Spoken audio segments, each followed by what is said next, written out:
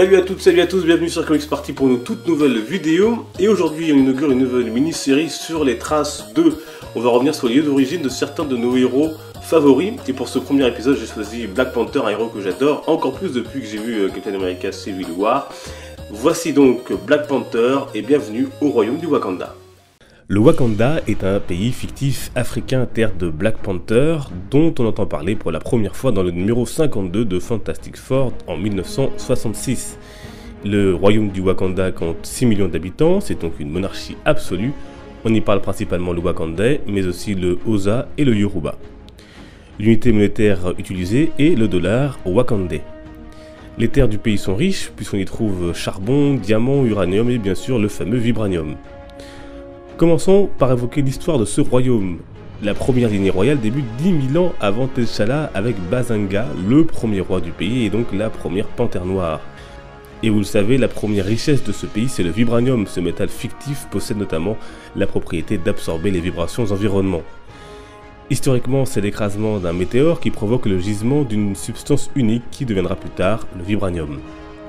Dans le comics, la présence du vibranium commence à être connue hors de cet état discret à la Seconde Guerre mondiale, et le roi T'Chaka, père de T'Challa, passe alors un accord avec Captain America en lui fournissant du vibranium qui constituera plus tard son fameux bouclier. Plus tard encore, T'Chaka se fera assassiner par un allié physicien néerlandais, Ulysse Clou. Ce dernier prendra alors les rênes du pays, mais s'en verra bientôt chassé par l'héritier du trône T'Challa, qui deviendra ensuite la nouvelle panthère noire. Politiquement, sachez que le Parlement du Wakanda est composé de 18 tribus, que le pays est membre de l'ONU, de l'OMS ou encore de l'UNESCO, et il compte, cocorico, la France parmi ses alliés. Le pays possède sans nul doute l'armée la plus puissante du monde, on compte notamment la garde de la panthère ou bien les chiens de garde. Côté super-héros, le pays est déjà venu en aide à Captain America donc, mais aussi aux 4 Fantastiques ou encore aux X-Men.